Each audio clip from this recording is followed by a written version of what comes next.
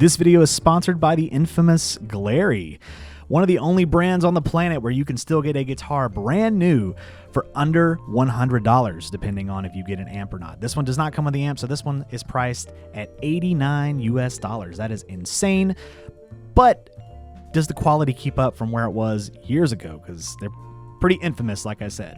So you have your same dust cover bag here that you get with absolutely no padding, a strap, a pick, a trim arm, some adjustment tools, a cheap cable, all that kind of stuff. And then boom, we have our Glarry Burning Fire. Again, this is $89 with just the guitar itself as I've presented it to you so far. Brand new. They were $89 years and years ago. So clearly inflation hasn't hit Glarry, but let's see if $89 in 2024 is still worth it with the Glarry Burning Fire. So thank you once again, Glarry, for sponsoring this video. They did send this guitar out to me to check out with you guys. This is the Glarry Burning Fire. I think these things come in at the whopping grand total of $89, brand spanking new. So how I got it today is how you'll get it for $89. That's crazy. You also get, like I said, all the goodies here, your dust cover bag. That's all it is. There's no padding to it whatsoever. So very cheap gig bag. But for $89, you can't be super duper picky, but that's what we're gonna do today in this video. So yeah, thank you again, Glarry, for sponsoring this video. I'm gonna set that stuff to the side. And let's just take a look at the guitar, shall we? So this is the Burning Fire model. This is akin to like a LTD ESP type deal. I believe the original shape, this whole thing was called the Forest. Correct me if I'm wrong. I'm not a big ESP LTD aficionado. This one is kind of cool. HSH configuration. You got a trim on it. One volume, one tone. Looks like a 5-way switch, which is good. You can get the in-between tones and all that kind of stuff. Looks like a rosewood board on it. It's got a maple neck. It's got some sealed tuners on there. Something about the Glarrys. This is not my first experience with Glarry, by the way. Way back, like probably before I started this channel, right around the time maybe I started, so about 3 or 4 years ago, I did have 2 Glarrys that I bought myself. I had the Zebra S-Type, and I had a yellow P-Bass. Now the yellow P-Bass was pretty cool. The only complaint that I really had with that was the pickup was super low output. I mean, like, you had to gain the hell out of anything you were playing it through because it just was so low output. The S-Type had a massive fat neck on it. I mean, it was huge. So anybody that was picking this up to begin with, unless you had big hands and wouldn't really notice it, the neck on that was ginormous. I mean, it was crazy. They're all super lightweight. The bass, this, all of that, super lightweight. This doesn't have as thick of a neck on it as I remember, but it's still pretty chunky. So just keep that in mind. This is straight out of the box. I've not done any setup on it. We will do a separate setup video. Stick around for that for the Make Guitars Shred Again series here. But I just want to go and talk about this one. So let's start at the headstock. So the Glarry logo looks a little cheap. It looks a little cheap. Looks a little pixelated. Let me see if I can get that for you. See if you can get a closer look at that. Not off to a good start. But again, this is $89, so I'm being nitpicky for the sake of being nitpicky, but can you really complain for that amount of money? Truss rod cover here, we most definitely will be getting in here for the truss rod. The tuners look like they're okay. I've not tuned this thing at all. I'm not trying to even turn them, but they feel okay. Like they would probably get the job done. The nut. Who doggy the nut? It is in rough shape. I will do my best to try to show you some B-roll of it, but it is cut pretty bad. I don't have high hopes for the tuning stability of this thing. Feeling down the neck here, surprisingly, there's no fret sprout. No, not even up here. There is 0 fret sprout. Will that change? Maybe. This was shipped from Atlanta. I live about an hour away from Atlanta, so the climate's not gonna be very different. Obviously, these are made in China, and I don't know how long this has been sitting in the warehouse. Probably a while, so it's probably already acclimated, but only time will tell, right? The frets look very scratchy. They're not that scratchy, not really, but they are oxidized, so that is something that we will address in the Make Guitars Shred Again video, which will come up in a little bit. I don't think this is a rosewood fretboard. I don't know if I said that earlier, but I don't think it is. I think it's like a pressed wood or something like that. If it is rosewood, I mean, it looks very, very dry. Whatever it is, it looks very, very dry. Can't really hold that against it too much because you can address that with lemon oil and all that kind of stuff, which we will do at some point here soon. Then we come down to the body. Like I said, super, super duper light body. This thing probably weighs all of 6 pounds, if that. We have HSH configuration. It's always a cool combination to have. You do have a trim. You have a trim. We'll just say that. And again, no high hopes for that. 1 volume, 1 tone, 5-way switch. It is a bolt-on neck, and then you have your trim cavity back here, and then your electronics cavity back there. So I've not tuned this thing. I've not set it up. I've not done anything. I'm just going to play it straight out of the box. So we're just going to tune it up, and I'm going to try my damnedest to write a track and play it for you guys. Before we get into that, please make sure you subscribe, hit the bell notification, the like button, all the good YouTube stuff. And remember, folks, I do have a series called Make Guitar Shred Again. This will be making an appearance on one of those episodes coming up very soon, so make sure you're subscribed so you don't miss it. Let's go ahead and check out a demo track here, and then we'll get some individual tones and talk about it a little bit more.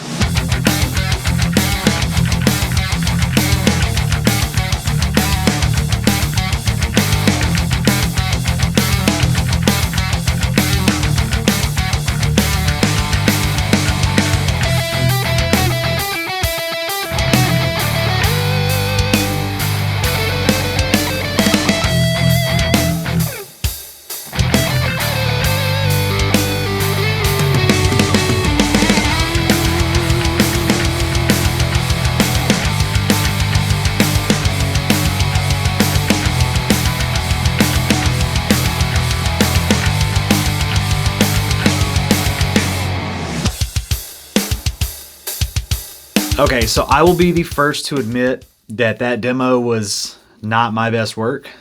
The riff's kind of cool and all that kind of stuff. But man, recording with this thing was hard. It was very hard. It is very difficult to play. Now, again, this is straight out of the box. All I've done is tune it. I've not set it up in any way. I've not adjusted the truss rod, the bridge, the trim, nothing.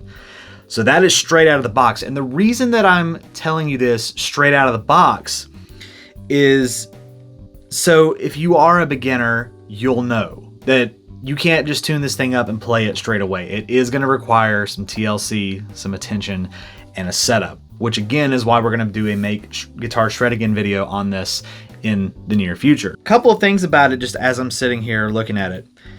The finish is a gloss finish. It's kind of hazed over, almost like they left a bunch of buffing compound on there or something. I'm not entirely sure.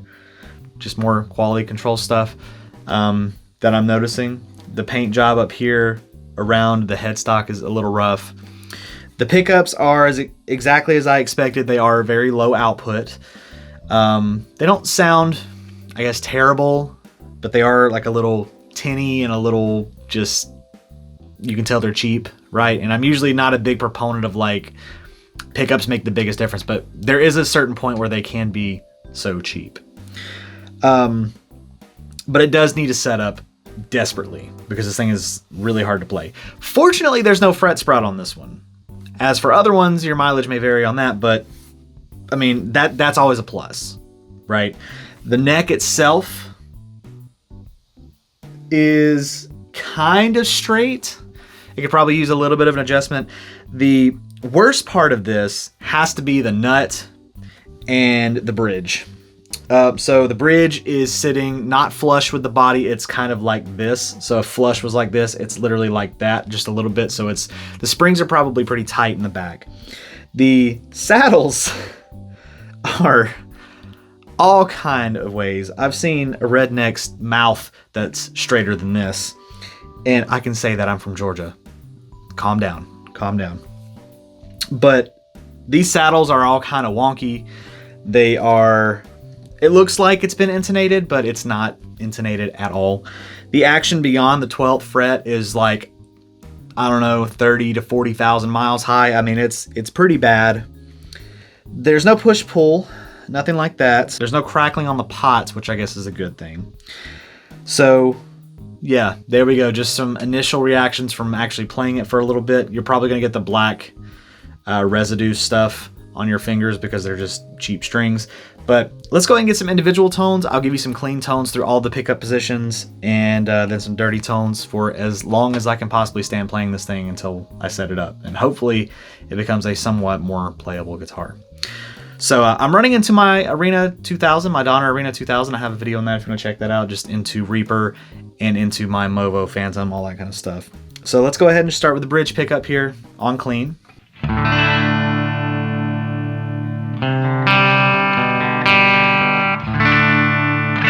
You can hear it's already out of tune again. I just tuned it.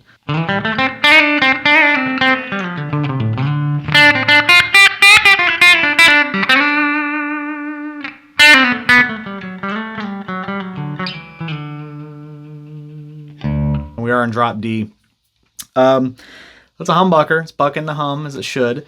Second position here, which is, I don't know which coil it is, but it's the middle pickup here and probably this upper coil of the humbucker. It's got a pretty nice sound to it. It's nice and spanky.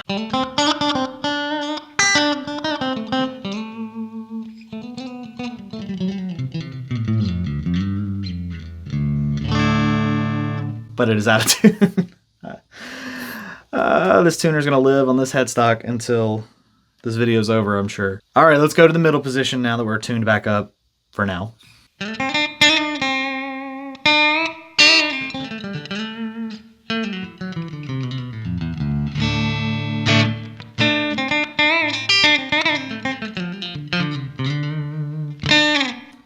out of tune again. Literally just took the tuner off the headstock. But again, keep in mind, this is fresh out of the box, no setup. So give it a little bit of grace, I guess. Fourth position here, so that's probably, I honestly don't know which coil it is.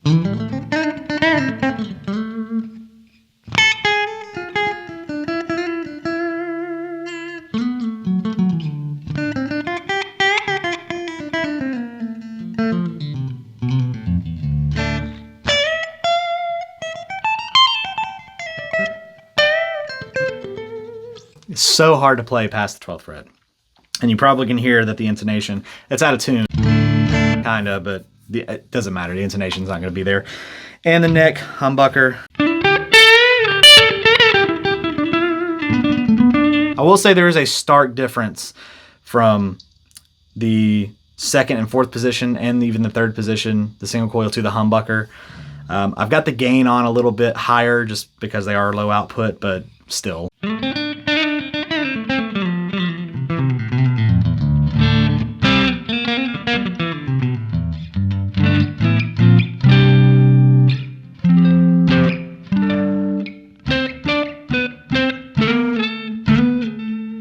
This thing is really hard to play.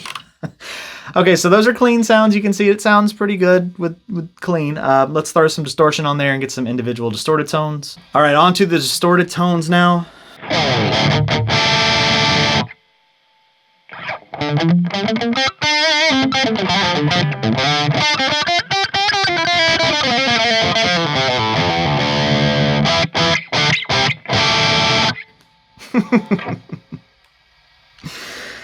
Hold, please.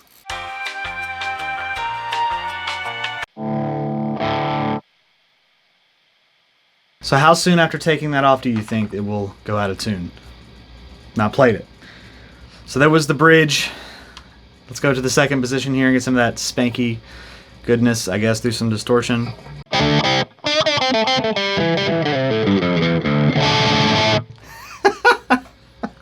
God.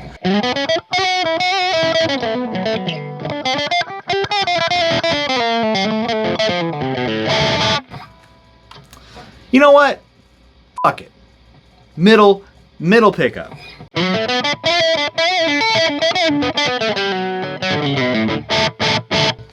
Beautiful. Fourth position.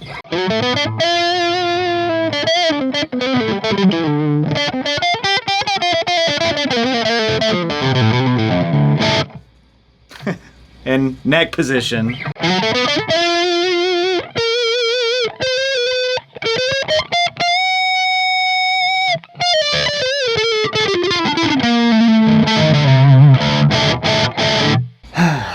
Okay, Let's try to tune it up and do a tremolo test on it, I guess. So they do give you a trim arm in the bag. You just screw it in there like that, and there you go. So let's tune it up. All right, so we are tuned up again. We have the trim arm in there. We're on just a clean sound. So that's what we sound like right now. That's after tuning and not playing at all. Let's go gentle on the trim right now. Just very easy.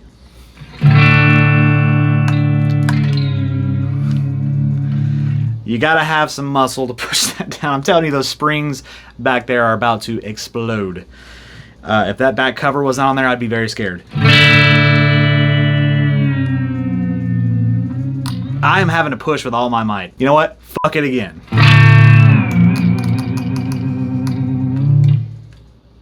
Ooh, okay.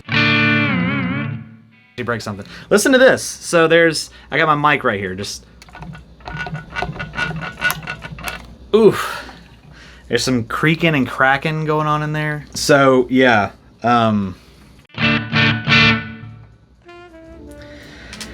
Man, you would think, honestly, as long as the Glarry's been around, you would think that they would have improved by now. It just, I don't know. I don't know. Maybe we're all just expecting too much at $89. But I mean, in this example, in this case, fortunately everything is lined up. There are no twists in the neck. So I mean, it theoretically can be set up if the truss rod works. The saddles can be lowered. We can intonate it, maybe. Maybe I'm getting ahead of myself, I don't know. The nut that's the ultimate end game right there, is maybe to address that nut, but I'm actually very exhausted making this video.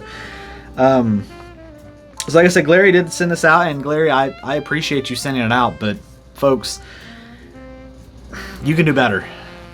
If you got to raise the price of these a little bit just to get them to where they're passable, because right now this is not passable. If I was a beginner and this was my first experience with playing guitar, I'd quit. I'd give me like a couple of days and I would be done with it and say it's too hard. I don't know how people play it. It's bad. So here in 2024, towards the end of 2024, we have still not come anywhere with Glarry, at least not with the Burning Fire models. Cool shape, all that kind of stuff. Maybe if you threw some more money at it, if you got the good bones of it, it would be something good. Man, I am tired. Yeah, I would say pass on this unless you plan on doing some serious upgrades to it. But thank you, Glarry, for sending it out. I appreciate it. Yeah, but y'all stick around, subscribe. What is that on the frets? I hope they're not rusty. Oh boy. Y'all please subscribe. Stick around for the Make Guitar Shred Again video on this, and we'll put some work into it, and I think we can make it passable. From my experience of seeing it, it desperately needs a setup. The bones look like they're good. So no high frets from what I can tell, but again, the strings are super high off the fretboard, so I could be in for a surprise when I go to set it up. But anyway, y'all stick around, subscribe. We'll try to make this thing shred again in the next video or whenever I decide to do that video. So take care. Thank you guys for watching. Hope this helped you make an informed decision. I'll catch you guys in the next one.